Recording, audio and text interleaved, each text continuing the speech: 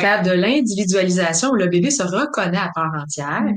Et à ce moment-là, le rôle du parent, c'est de donner à l'enfant un élément qui va lui donner l'impression que maman est encore avec lui. OK. Alors, c'est Genre vers un doudou. un toutou, vers 8-9 mois.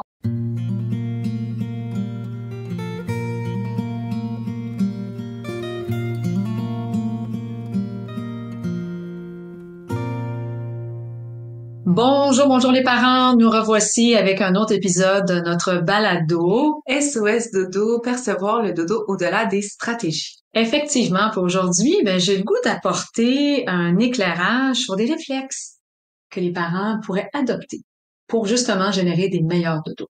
OK. Hein? J'allais dire, qu'est-ce que t'en penses? Ben, c'est bien parfait. C'est bien parfait, c'est une bonne idée.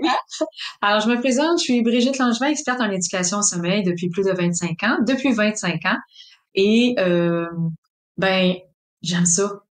J'aime ça, mon travail. Au début de l'année 2025, je fais partie des gens qui sont contents de dire, moi, là, je l'aime, mon travail, même si ça fait 25 ans que je fais ça. Pour vrai, c'est quand même précieux. C'est quand même Parce précieux. qu'on met tellement de temps dans notre travail, puis genre, toi, t'as tellement mis de temps dans ton travail. Ouais. Que de savoir qu'encore après 25 ans, mais j'aime ça. Ouais. Ça met encore des étoiles dans mes yeux quand je vois qu'une famille a elle-même des étoiles dans les yeux parce que l'harmonie familiale est revenue au sein de la famille autant la nuit que le jour. Ouais. Ça fait toute la différence. C'est aussi important. C'est aussi important, effectivement. Ouais. Moi, je m'appelle Karel Langevin, je suis coach en programmation neurolinguistique et je fais du coaching relationnel. Puis moi, ce qui met des étoiles dans mes yeux, c'est quand les gens ils ont des épiphanies sur la façon dont ils fonctionnent. Attends, des épiphanies. Ils ont des prises de conscience. Ah, OK, ça se dit des épiphanies. Ouais. Ça me semble que c'est vieux, ça, comme terme. Écoute, je parle bien. Non, mais c'est moi qui devrais utiliser des mots comme ça. Ouais, maintenant, toi, tu dis chill. Oui, c'est ça. Mais toi, tu dis des épiphanies. C'est des prises de conscience. Quand ils ont des prises de conscience sur la façon dont ils fonctionnent, puis quand ils comprennent que ils ont pas de problème. Qu'ils sont tout à fait normales, même s'ils ont des défis relationnels. Ça, pour moi, je trouve ça vraiment, c'est un autre paquet d'affaires que je trouve nice, là. Mais c'est ce qui m'a, c'est ce qui est monté pour aujourd'hui. Pour aujourd'hui. Ouais. C'est ce qui met des étoiles dans tes yeux. Ouais. C'est ça qu'on va mettre en lumière. On va mettre en lumière des réflexes à adopter parce que on veut des meilleurs dodos. On est encore en début d'année. On fait un petit bout de temps qu'on est sorti du temps des fêtes, mais des fois, les résidus traînent longtemps parce qu'on a encore l'épiphanie à fêter. Là, c'est quand ça, en janvier, l'épiphanie? Non, je me trompe. Une épiphanie, c'est comme un espèce de haha moment. Non, mais il y a pas ça, l'épiphanie. C'est pas une fête... Non, OK, je me trompe. L'épiphanie, c'est la fête des rois. L'épiphanie, c'est une ville au Québec. Dans la Naudière, je sais. Bon. Mais ça, on s'en OK. Je sais pas pourquoi. Peut-être que la fête des rois, le 6 janvier, c'était pas appelé la fête de l'épiphanie. Mais on fera des recherches. On fera des recherches pour éclaircir tout ça. Alors, justement, tu sais, des fois, on se dit, on aimerait ça avoir, c'est quoi les bons réflexes à adopter? Des fois, il y a des parents qui m'écrivent, le bébé est encore dans le bedon de la maman, mais est tellement traumatisé par le sommeil de son aîné que là, elle dit, c'est quoi mes réflexes de maman à mettre en place là, pour que mon bébé dorme le mieux possible? Là, les premiers mois, les 2-3 premiers mois, c'est reproduire les conditions intra-utérines. C'est ça les réflexes qu'on va mettre en place, c'est-à-dire, oui, je vais tenter de le coucher dans son lit, endormi, réveillé, emmailloté ou pas, bruit blanc ou pas, au sein ou au biberon, mais on va expérimenter diverses façons de faire. Mais le bébé, tant qu'il n'a pas la capacité de sourire, de faire des sourires de reconnaissance. Sourire, il a la capacité, mais faire des sourires de reconnaissance. Donc, il témoigne qu'il reconnaît son parent, mais quand même que tu adoptes des bons réflexes, il peut pas s'en rappeler. Alors, quand l'enfant se rappelle de son parent parce qu'il le reconnaît, parce qu'il fait des sourires, il a la capacité de se rappeler. Et là, nos réflexes à adopter peuvent être retenus par l'enfant à ce moment-là. OK. C'est bon à savoir, je sais. C'est vraiment intéressant. Ouais. Souvent, les parents me disent, à partir de quand on peut c'est là où le cerveau commence à faire des associations. Non, il est fait à 10 jours de vie. OK. Parce que ça passe pas par le cognitif, par le préfrontal. OK. C'est une association comme le feu, ça fait mal, ça passe par cerveau reptilien. Ah, ouais. Les associations, c'est du cerveau reptilien. Ben, c'est le cerveau le plus basique. Le plus basique. C'est vraiment la mémoire de base. Ah, il y a 10 jours. C'est une mémoire de survie. Oui, oui, c'est ça, exactement. C'est ça. Oui, 10 jours de vie, l'enfant fait des associations. Et c'est pour ça que sa mère, l'odeur, il peut la reconnaître. Ouais. Attends, mais de base, c'est quoi la différence entre, tu dis que quand il commence à faire des sourires de reconnaissance où il reconnaît son parent, c'est quoi qu'il reconnaît? Il reconnaît la figure de quand il voit sa mère, c'est plus visuel, là, OK? Non, je sais, mais t'as dit aussi, qu'il, reconnaît les réflexes de la mère non, j'ai mal compris. Ouais, en fait, c'est ça, t'as peut-être mêlé plusieurs affaires. OK. Les réflexes à adopter pour un meilleur dodo. Ouais. Alors, mais pour en arriver à parler de ça, ce que je te racontais, c'est qu'il y a des mamans qui m'écrivent, puis très jeunes, ils veulent commencer des stratégies, mais on ne peut pas, tant que l'enfant ne fait pas de sourire de reconnaissance à son parent, parce qu'il ne pourra pas s'en rappeler. OK. C'est ça. Il pourra pas se rappeler de quoi? Ben, de se rappeler de ce que je mets en place à tous les jours, la même affaire. OK, donc c'est ça. OK, j'étais pas folle, j'avais compris, il manquait un autre bout. OK, bon, mais je comprends. OK. C'est vraiment intéressant. C'est intéressant, mais c'est différent des associations. OK. Que c'est le corps qui vient les associer selon un senti. Mm-hmm. C'est le fun, j'en veux encore, c'est pas le fun, j'en veux plus. Non, mais je parlais de la même chose que toi, mais je me suis mal exprimée. OK. Ouais. Parfait. C'est vraiment intéressant. C'est ça. Fait que tu sais, tu peux pas, tu sais, le parent, là, qui c'est son 4e enfant, là, puis qu'il dit, mais moi, j'ai plus de bras, là. OK, là, faut que mon bébé, il fasse ses nuits rapidement. Ben, s'il fait pas de sourire de reconnaissance, tu peux pas mettre en place quelque chose. Peu importe, là, des stratégies de contournement ou d'accompagnement de pleurs, il va pas s'en rappeler. Parce que c'est des coups d'épée donnés dans l'eau. C'est ça. Alors, c'est pour ça qu'on dit les premières semaines de vie, les 2-3 premiers mois, ben, tu reproduis des conditions intra-utérines. T'es pas en train de le gâter, là. T'es en train de reproduire du connu. Ça doit tellement être un sweet moment, là, de... Tu sais, dans le fond, c'est une transition pour le parent aussi, là. Ben oui, puis tu sais, je veux dire, t'as tellement raison. Selon moi, une des merveilles du monde, c'est un enfant qui s'endort dans les bras de son parent. Ben, quand même. C'est tellement, t'as l'impression d'avoir toutes les compétences maternelles du monde entier à l'intérieur de toi parce que c'est enivrant. Le hic, c'est quand ça marche plus. Ouais. Mais fait que profitons-en les 2-3 premiers mois, là. Oh, mais des fois, ça dure plus longtemps. Ben, 4 mois, mais t'as pas dit jusqu'à 14 livres, là, tu sais, là, où ce que mais ça, c'est des points repères quand on met en place une stratégie, mais il y a des bébés qui dorment dans les bras de leurs parents très longtemps. OK. C'est juste que la mère, tu sais, je parlais avec une maman, 11 mois et demi. Si elle endort son bébé dans ses bras puis qu'elle va dormir avec son bébé, il dort toute la nuit. Mais il faut qu'elle se couche à 19 heures. Mais elle est plus capable. Ben, je comprends. Elle a plus de soirée, elle a plus de vie. Ben oui, mais si elle l'endort dans ses bras puis qu'elle couche dans son lit, mais il se réveille dans l'heure qui suit. Ah, OK, oui, ça marche pas. Non, mais je veux dire, dans son lit à elle, ça fonctionne. Avec elle. Oui, c'est ça. Aussi, c'est ça. Ouais, alors, c'est quoi les réflexes, justement, à adopter? Parce qu'on aimerait que quand arrive le moment, autour de 6 à 8 semaines, où physiologiquement, le corps prend en charge de façon hormonale le sommeil, donc les périodes de jour et les périodes de nuit. À partir de ce moment-là, le cerveau reconnaît le jour, donc envoie des signaux de fatigue beaucoup moins puissants que quand il reconnaît que c'est la nuit, il envoie des signaux de fatigue beaucoup plus puissants. Alors, mais le bébé, lui, il a une personnalité, il a un tempérament. Alors, il y a des bébés qui, dès la naissance, vont aimer dormir. Même si le cerveau a pas pris en charge le sommeil, il va dormir très bien. C'est des parents chanceux. Des parents chanceux, c'est ça. Des parents chanceux. Tandis qu'il y a d'autres bébés, dès la naissance, c'est épouvantable. Puis là, on se dit, oh mon Dieu, vivement le moment où le cerveau va faire sa job. Mais le cerveau fait sa job d'envoyer des signaux de fatigue, mais le bébé il a le droit de dire, non, moi, je veux pas. There's so much it can do. C'est ça. Moi, je ne veux pas, puis je reste réveillée. Alors, c'est quoi à ce moment-là que mes réflexes à adopter pour que lorsque le corps et le cerveau prennent en charge le sommeil pour faciliter le processus du bébé, ça veut pas dire que ça va fonctionner, mais si on l'expérimente pas, on le saura jamais. Donc, le premier, c'est tenter de le déposer au lit réveillé. Et ça veut dire quoi réveiller? Tu sais-tu, toi? Parce que réveiller pour une maman et son bébé, c'est pas la même chose que qu'est-ce que tu peux penser. Ah ouais? Ouais. Parce que le parent ne réalise pas que quand son bébé devient somnolent dans ses bras, puis là, le parent dit, ben, il a ouvert les yeux quand je l'ai déposé, donc il était réveillé. Ben non, toi. Ouais, c'est ça. Il est pas réveillé, OK? Il est somnolent, il est ramolli.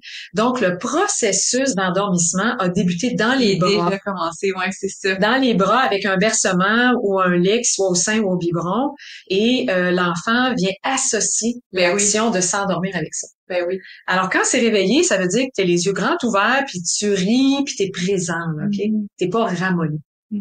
Alors, ce qui fait que l'enfant va associer l'action de s'endormir à lui-même. Puis à son lit. À son lit, ouais, c'est ça. Alors, puis, tu sais, au début, il peut être encore emmailloté, là. Fait que, tu sais, on commence, il peut être encore emmailloté, j'ai du bruit blanc, mais je vais tenter juste pour voir de le mettre au lit complètement réveillé. Si jamais il s'endort, wow! Puis, tu sais, il y a des moments, des fois, qu'on a peur de le faire. D'un coup, il pleure, je fais quoi? Et après ça, tu le reprends, puis tu essaies de le réconforter pour qu'il cesse de pleurer. Tu dis, ben, coudonc, ça n'a pas marché. Ça n'a pas marché. Puis là, ben, c'est sûr que l'emmaillotement, ça a une fin. Donc oui, l'emmaillotement, ça reproduit les conditions intra-utériennes, mais un des bons réflexes à adopter, c'est qu'un jour, il faut lousser l'emmaillotement pour éventuellement le mettre dans une gigoteuse et ne pas retarder son développement moteur parce que ça paraît pas, mais même quand on dort, le développement moteur est présent parce que l'enfant bouge. C'est ça. Alors ça, c'était le premier. Donc l'emmaillotement, c'est un petit plus. Alors le premier, c'est tenter de le déposer au lit réveillé. L'autre, c'est quand il est plus vieux. Donc, à un moment donné, il y a 8-9 mois et arrive le fameux anxiété de séparation dont j'aime pas les mots. Rappelles-tu comment j'avais appelé ça? Non.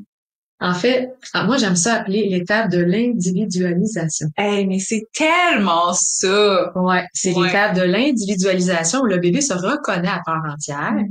Et à ce moment-là, le rôle du parent, c'est de donner à l'enfant un élément qui va lui donner l'impression que maman est encore avec lui. OK? Alors, genre un doudou? Un doudou, un toutou, vers 8-9 mois. Quelque chose qui est genre doux, apaisant, le fun, mais pas un jouet. Non. C'est ça. Puis pas une partie de toi. Ouais. Parce que il y a des mamans que leur bébé, quand il s'endort, il joue dans le nombril de sa maman. Oui. Il joue dans les oreilles de sa maman. Il joue dans les cheveux de sa maman. Puis ben t'es mal pris là parce que c'est toi qui es devenu le doudou. Ouais, c'est ça. Alors puis tu sais qu'avant donner un doudou à un enfant de 4 mois, même si c'est à 1 centimètre de ses mains, il va pas le retrouver. Il faut qu'il y ait 8-9 mois pour être capable de le retrouver puis de comprendre que à l'odeur, maman a dormi avec. Ouais. Qu'à l'odeur, ben c'est un prolongement de maman, donc d'offrir un élément de réconfort. On commence autour de 8-9 mois, quelques-uns autour du lit. 2 toutous, 2 doudous, mais pas de jouets. OK. Si on met des jouets. Mais non, mais ça fonctionne pas. Ben c'est parce que tu donnes l'impression à ton enfant de lui dire que c'est le moment de jouer. Que c'est le moment de jouer. C'est pas le moment de jouer. On peut faire une distinction entre, Selon, c'est-tu les enfants relationnels ou solitaires qui ont besoin de plus d'un doudou? Ben, relationnel. Relationnel. For sure. Les autres, ils prennent quoi? Rien pas tout. Le pouce, des fois. Le pouce, OK. Ouais. Souvent, tu vas voir un enfant. Ils ont rien besoin. Ils ont rien besoin. C'est ça, ils se suffisent d'eux-mêmes. Les solitaires, ils vont prendre leur pouce. Okay. Mais les relationnels, non, ils ont besoin de quelque chose externe. Externe, puis qui vient pas d'eux. Non. Qui vient d'une connexion chaude. Ouais, c'est ça. Quelque chose de doux sur la peau. Ouais. Le fun à ressentir. Ouais, c'est ça. Ça fait tellement de sens. Ça fait du sens. J'ai une doudou. J'avais des toutous. T'avais des toutous, toi. J'avais tellement. T'as pas eu de doudou, t'as eu des toutous. Ouais. T'en avais un jaune et un rose, particulièrement. C'était ma maman qui m'avait donné ça, je pense. Oui, puis c'était comme des mitaines marionnettes, ton père faisait des petites histoires avec ça. Ah ouais, mais j'ai dit toutous longtemps. La année, j'en avais genre 10 dans mon lit. Ben oui, les relationnels, leur lit tout plein de toutous. Des toutous. C'est épouvantable. Faut épurer un peu des fois parce que il va être endormi en touchant à quelque chose, en étant vraiment tout collé avec d'autres choses. Ouais. En vieillissant, ils ont plein d'oreillers. Oui, c'est rien. Ou un amoureux qui... Ouais, c'est ça. Ils veulent tout le temps le toucher, le coller, puis l'autre, il est dans sa bulle. Non, tu me réveilles. C'est ça. Alors, le point numéro 2, un point réflexe à adopter, c'est d'offrir un élément de réconfort, mais il faut pas que ce soit un jouet. Alors, 3, à un moment donné, là, tu sais, on dit tout le temps, la régression des 4 mois, la régression des 8 mois, la régression des 12 mois, la régression des 18 mois, puis en fait, des régressions, il y en a tous les jours. Corrige-moi, Karel, encore une fois. Ce n'est pas une régression. Je sais pas qu'est-ce qu'on avait dit. C'est un autre étape d'adaptation. Ouais, c'est ça, une autre étape de l'adaptation. En fait, ce qui arrive, c'est que quand le sommeil se dégrade, un autre réflexe à adopter, c'est de réduire les périodes d'éveil. Je pense que c'est tellement contre-intuitif. C'est tellement Karel, parce que c'est ce que j'allais te dire, c'est que c'est non seulement contre-intuitif, mais tu lis souvent sur Internet parce que la stratégie... Faut faire le contraire. Ben oui, parce que l'adulte, c'est comme ça. Ben oui, il faut le stimuler plus, faut allonger la période d'éveil, puis t'as raison, il va tomber évanoui KO. Mais est-ce qu'il est en train d'apprendre de s'endormir en état Puis d'épuisement. il va avoir une dette de sommeil de toute façon qui va se développer. Puis il va se développer, effectivement, puis son temps de sommeil va être court. Mais là, il a dormi, on est comme content, parce qu'il a pas pleuré pour s'endormir, mais le prêt à payer est très grand. Moi, je pense que je vais aimer, mettons si j'étais maman, là. Ouais. Puis que mon bébé, il était là, il avait 4 mois. Bientôt 5, là, je pense que je mettrais ça sur mon frigo, là, ces 5-6 points-là, juste pour me rappeler les pinpoints. Ah oui, ok, c'est ça qu'il faut que je fasse. C'est sûr que l'élément de réconfort, mon point numéro 2, il est un peu trop jeune à 4-5 mois, mais de réduire... Non, mais juste pour me préparer mon cerveau. Ah, tu sais, juste pour faire comme, ok, ça va être bientôt la prochaine étape. Ça, c'est là pour moi, c'est des outils, tu sais. Je vais me faire dire ceci, faut pas que je l'écoute. Faut pas que je l'écoute, ouais, c'est ça, exactement. Ou ben je vais expérimenter puis j'irai prendre ce qui me convient. Ouais. Tu sais, toutes les réponses sont bonnes. Fait que de tenter de les allonger, tout le monde, tu sais, grand-maman va dire ça, ma belle-sœur, mon amie, même mon chum va dire ça. Mais il est pas fatigué, tu vois, il pleure. Mais non, s'il pleure, c'est parce qu'il est fatigué. Ouais, c'est ça, exactement. Alors, faut vraiment un réflexe à adopter, c'est réduire les périodes d'éveil. Puis des fois, les parents, ils les réduisent de 2 minutes, 3 minutes. Non, un cycle. Au moins un bon 45 minutes à 60 minutes, là. On les réduit, ces périodes d'éveil-là. Puis la majorité des parents, pour ne pas dire tous, sont là, mais mon Dieu, j'en viens pas, il a dormi plus longtemps. Ben oui. Il dort plus longtemps, alors qu'on a peur qu'il se réveille plus tôt. Tu sais, la maman, je le couche à 20 heures parce que je veux qu'il se réveille au moins à 6 heures. Si je le couche à 18 heures, comme tu viens de me dire, ben, il va se réveiller à 4 heures du matin. Mais ça fonctionne pas comme ça. Ben, pas tout le temps. Ça se peut. Ça se peut qu'il se réveille plus tôt, mais si tu vas chercher à 7 heures, il y a plus de temps pour se rendormir. Ça veut dire qu'il a pris l'habitude de se vivre en état d'épuisement. Mais il y a des enfants qui ont une fatigue trop grande, mais pas une grosse dette de sommeil. Dès que tu couches un peu plus tôt, dès la première nuit, ils vont dormir plus longtemps. C'est intéressant. Oui, mais j'ai quelque chose à ajouter par rapport au mot réflexe. Vas-y. Puis, tu sais, on parle d'intuitif, de contre-intuitif. Souvent, nos réflexes, c'est des choses intuitives, mais ça veut pas nécessairement dire qu'ils sont adaptés à la situation. Tellement. Fait que là, quand on tombe, puis là, on a tout essayé, il y a rien qui marche, puis on se dit que justement, on a tout essayé selon nos réflexes à nous, puis notre connu, puis notre intuition, mais on se doute jamais que l'autre bord de la médaille, ben il y a comme un paquet d'autres affaires qui sont contre-intuitives, mais que finalement peuvent fonctionner. Ouais, puis je trouve ça vraiment intéressant que tu aies appelé, c'est quoi les réflexes à adopter, tu sais, pour que ça devienne une espèce de hey, reprogrammons-nous. Diminuer la période d'éveil, c'est ça qu'il faut faire. C'est ça. Au lieu de l'allonger. Chez les 0-5 ans, on dit pas peut-être chez les 10, 12, 15 ans, 20 ans, mais chez nos petits bébés, là, souvent, tu sais, un petit bébé naissant, c'est 60 minutes. Mais il y a des bébés qui peuvent rester réveillés 4-5 heures, là. Ouais. C'est quelque chose, là. Tu sais, puis le fameux 2 heures d'éveil qu'on entend parler partout, qui est une réalité. Mais son objectif à atteindre, c'est un maximum. Mais souvent, les parents sont là, mais j'ai attendu, on l'a étiré, Ouais, c'est tough, ça, pour le corps du bébé. Alors, le réflexe numéro 4, c'est veiller à ne pas le surstimuler. Puis là, ben, les parents sont là, mais c'est quoi la différence, entre stimuler et surstimuler? C'est quoi, toi? J'en ai déjà parlé. C'est quoi? En fait, c'est la surstimulation, c'est quand tu occupes chaque minute de ton temps. Du temps du bébé. Du temps du bébé, mais même nous autres, c'est pareil. On se surstimule régulièrement parce qu'on occupe chaque minute de notre temps. Là, mais t'as absolument tellement raison. Ouais, je pense que ça s'est perdu lors de rien faire. De vraiment absolument rien faire, pas être sur son téléphone et avoir l'impression de rien faire. Puis aussi, mais en tout cas, il y a une pression sociale, j'ai l'impression, sur le développement de l'enfant. Tellement. Comme quoi il faut qu'il soit capable de faire telle affaire à tel âge, puis qu'il faut faire tellement attention, puis qu'il faut que, tu sais, ça doit quand même être, ça doit quand même jouer sur le fait de vouloir toujours stimuler son enfant, parce qu'on se dit, mon Dieu, il va juste bien se développer s'il est toujours stimulé, alors que c'est pas ça la réalité. Non, c'est pas ça la réalité. Puis je veux dire, même nos grands athlètes, là, et c'est tellement démontré, s'ils dorment pas bien, ça sert à rien de continuer de s'entraîner parce qu'ils ne viendront pas intégrer tout l'entraînement qu'ils font. Non, puis juste le corps va développer de l'inflammation, puis des douleurs chroniques, puis tu sais, n'importe quel sportif, athlète prend un mois, 2 mois de repos après une saison. Je veux dire, il y a tout le temps un temps de repos, peut-être c'est pas 1 mois ou 2, mais il y a tout le temps un temps de repos. Un temps de repos à chaque jour aussi. Non, ça oui, là, mais je veux dire, à un moment donné, Tout à fait. Ouais. Fait que le surstimulé, c'est ne pas occuper chaque minute de son temps d'éveil. Il doit être laissé à lui-même. Puis déjà, lui s'occupe, ce bébé-là. Mais il y a des bébés qui sont plus passifs, qui vont juste regarder et que les parents qui les stimulent parce qu'ils voient qu'ils sont pas en train de s'amuser, ben on enlève du temps d'être. C'est ça. Faut pas toujours être dans le faire. C'est correct d'être dans l'être, puis d'observer, puis de... Comme un chat. Comme un chat. On trouve ça tellement normal chez les chats qui font juste rien faire. Mais nous, les humains, ça fonctionne pas. Ça fonctionne pas. Ben non, ça, t'es paresseux ou t'es vieux, là. Tu sais, tu vois des gens au centre d'achat qui sont âgés puis qui font juste regarder les passants, là. Ou prendre leur café, il y a un monsieur, là, aux allumés qui vient puis il est là chaque matin. Puis souvent, il a son téléphone, mais il est souvent avec son café filtre puis il fait rien. OK. Puis à chaque fois, je le regarde, puis je suis comme wow, c'est ça. C'est ça. Ouais. Effectivement. Fait que rien faire, c'est correct aussi. Puis quand on dit qu'il faut stimuler nos enfants, c'est sûr qu'il faut les stimuler, mais il faut s'assurer qu'on passe pas tout notre temps pendant leur période d'éveil à les stimuler. Puis toi, mon Dieu, je t'ai stimulé quand même. Ah ouais? Ah, c'est incroyable. Le temps que j'étais en congé parental, une chance, c'était juste 6 mois à l'époque, là, parce que... Ah ouais. Ah, je t'ai parlé des cartes de crédit, je t'ai montré, tu sais.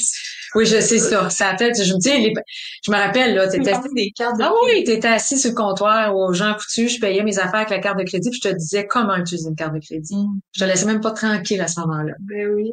Pourquoi pas? C'est drôle, hein, ça, comment on peut penser que notre enfance s'ennuie. Ouais. Ah, c'est bon, qu'est-ce que t'amènes? Ben, je pense que c'est ça, là. Mais on est parce qu'on projette notre expérience sur notre bébé. Puis on n'a pas une belle relation avec la solitude. Non, ben, avec juste être, là. Ouais, c'est ça. Juste être, c'est ça. Fait que ce qui fait que quand nos enfants nous donnent l'impression qu'ils s'ennuient, ben, c'est pour ça qu'à un moment donné, on devient géo aussi, puis les enfants, ils savent plus quoi faire en s'amusant tout seul, parce que c'est toujours nous autres qui les entertain. Ouais, puis même, j'ai l'impression qu'il y a un discours qui arrive. Ah, je suis pas un bon parent. Si je suis pas tout le temps en train de m'occuper de mon enfant tout le temps. Tout le temps, c'est ça. Mais c'est pas ça la réalité. Non, c'est pas ça la réalité. Alors oui, on s'en occupe, oui, on les aime. Puis tu sais, aujourd'hui, tu sais, à l'époque, il y avait un parent et demi parce que le père travaillait et était moins présent pour 10 enfants. Aujourd'hui, on a 2 parents pour un enfant. Là. Ouais. Puis même des fois, quand ils sont séparés, t'es rendu à 4 parents pour un enfant, plus les grands-parents. Aujourd'hui, il faut faire attention parce que nos enfants sont facilement surstimulés. Alors ça, c'était le réflexe numéro 4. Le réflexe numéro 5, c'est amener de la régularité. Ouais. Ça, tu sais, au début, il y en a pas. C'est pour ça qu'on se fait dire à la maternité, tu dois réveiller ton bébé la nuit pour le faire manger. Parce qu'on veut qu'il y ait une régularité. Tout son système hormonal, son horloge interne qui fait qu'il va envoyer les hormones de faim, de satiété, de fatigue puis de repos, qu'on a parlé que de ces 2 besoins-là, elles sont envoyées selon un rythme veille-sommeil, selon une régularité dans ce que je mets en place. Et on peut pas laisser ça à la charge du bébé. À un moment donné, on le sait qu'à la naissance, il doit être nourri tous les 3 heures, jour ou nuit. À un moment donné, ben, la nuit est de moins en moins nourrie. Puis là, ben, vers 4 mois, il y a un rythme de sieste qui se met en place, mais il y a des parents qui disent, oui, mais il l'a pas fait, mon bébé. Ouais, ça se peut. Ça veut pas dire que son corps a pas envoyé les signaux au bon moment, mais lui a pas suivi le mouvement. Et là, c'est à moi, le parent, de dire, OK, je vais emmener une régularité. Ouais, souvent, j'ai entendu comme discours, ah, ben, moi, je suis le rythme de mon enfant. Mais en fait, c'est nous, le parent, qui devons donner le ton. Donner le rythme? Ben, en fait, c'est que l'enfant, oui, il y a un rythme, mais là, c'est-tu le rythme de ses besoins ou le rythme de ses plaisirs? Ouais. Et si tu suis le rythme de ses plaisirs, ça se peut que tu le nourrisses aux heures la nuit. Mais le rythme de ses besoins, ben, c'est de dormir de plus en plus longtemps la nuit pour faire ses nuits. Alors, c'est ça qui est difficile à distinguer. Oui, c'est bien de suivre le rythme de son enfant, mais on parle de quel rythme? Et c'est ça qu'il faut mettre en lumière pour s'assurer qu'on met une régularité autant dans les heures de boire que dans les heures de coucher et de lever. Donc, même si on dit, moi, je fais pas de stratégie, écoute, il dort dans mes bras en poussette, en auto, en portage, je peux-tu m'arranger que ce soit toujours au même moment? Ouais. Alors, quand je fais ça, l'horloge interne, qui est en place à partir de l'âge de 6 à 8, même à 4 semaines, mais vraiment fonctionnel avec tout le système hormonal, dès l'âge de 6 à 8 semaines, ben, c'est plus facile pour le bébé dans son ressenti. Le signal va tellement être plus clair de j'ai faim, j'ai assez mangé, ou je suis fatiguée, ou je suis reposée. Alors, tout ça se met en place. Alors, si j'ai une régularité, je permets au cerveau de faire un meilleur travail parce que c'est lui qui gère à l'aide de plusieurs éléments, dont l'horloge interne, à réguler nos besoins de base. Donc, ça aide beaucoup. Puis, le 6e réflexe, moi, j'avais mis une ligne, puis là, je l'ai rajouté. Ben oui. On peut-tu se poser des questions avant de le lever? Qu'est-ce que tu peux faire? Ben, c'est ça. Le bébé, il est rendu 5h15, puis là, il se réveille en pleurant. Puis ça fait 10 minutes, il s'est pas rendormi. Puis là, on se pose pas de questions, on va le chercher pour le lève. Mais il est 5h15 le matin. Parce qu'on l'entend pleurer. Parce qu'on l'entend pleurer, puis il nous dit qu'il est fatigué. On peut-tu faire en sorte? Mais je pense que le parent, c'est pas ça qu'il entend. Non. Quand il entend. C'est ça, là. Je pense qu'il faut juste reprogrammer qu'est-ce qu'on entend des pleurs de... Ou se dire, OK, là, je l'entends pleurer. Il est quelle heure? Il a besoin de quoi? Ça fait combien de temps qu'il a pas mangé? J'ai changé la couche? Ouais. Tu sais, il y a des bébés, là, à 3 heures, ils ont bu, là, à 5h15, ils pleurent, là. Pas sûr que la couche est pleine puis qu'il a faim, là. Ah, peut-être que je vais juste aller le tapoter un petit peu puis qu'il va se rendormir. Puis mon coco qui est plus vieux, puis que il veut toujours se lever à 5h30, parce que là, puis il y a des parents qui me disaient, ben oui, écoute, il va jouer au sol, il joue au hockey, il a 2 ans et demi, 3 ans, puis mais sauf qu'il n'y a pas du monde durant la journée, puis le soir, il a de la misère à se rendre, puis là, il faut l'étirer. Peut-être que j'aurais pas eu avantage à le lever. Alors, c'est important de se questionner. C'est pas grave s'il reste, puis il s'ennuie pas dans... Ben, tu sais, mais il est 3 ans, il s'ennuie-tu, tu penses, dans son lit ou non? Ça n'a pas rapport. Ben, en fait, c'est qu'il veut jouer. Alors, ça. s'il joue pas... C'est encore plaisir des plaisirs. C'est encore plaisir des plaisirs. Et là, lui, il veut jouer, puis là, ben, il est réveillé, mais il se fout des sensations qu'il a.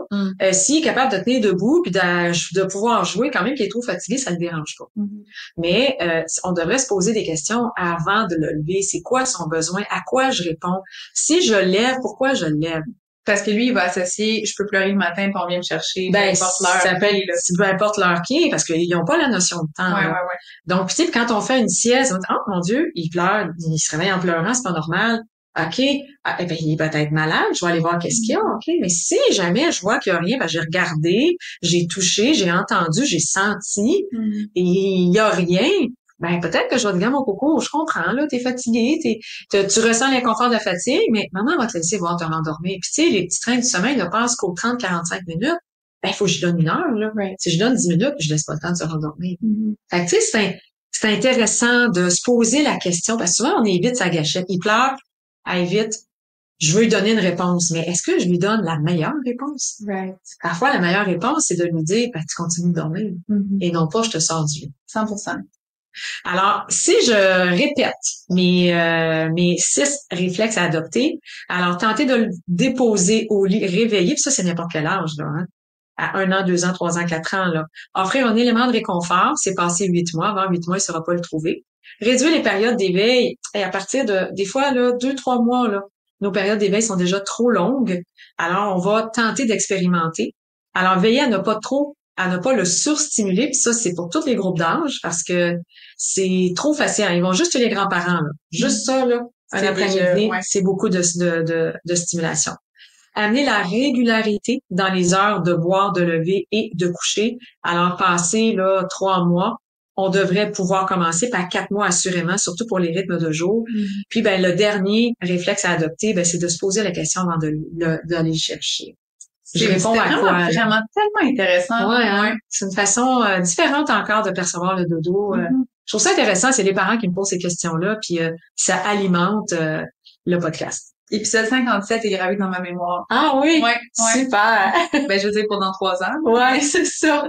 Alors, toi, as-tu d'autres choses à rajouter? Non. On a fait le tour, on se dit à la semaine prochaine. Passez une très belle semaine. Bye bye. C'était Brigitte Langevin, experte en éducation au sommeil. Si tu as le goût d'en apprendre plus, je t'invite à visiter mon site à brigittelangevin.com. Puis si vraiment tu as le goût que le sommeil, ce soit pas toujours sur un coup de dé et que ça fonctionne, ben j'ai une formation, les Amis du dodo. Clique sur le lien plus bas, tu vas en apprendre plus. C'était Karel Langevin, coach PNL. Tu peux aussi aller visiter mon site web karellangevin.com. Si ça pique ta curiosité, j'ai créé une merveilleuse formation, la PNL au service de l'enfant. Clique sur le lien juste en dessous si tu veux en savoir plus.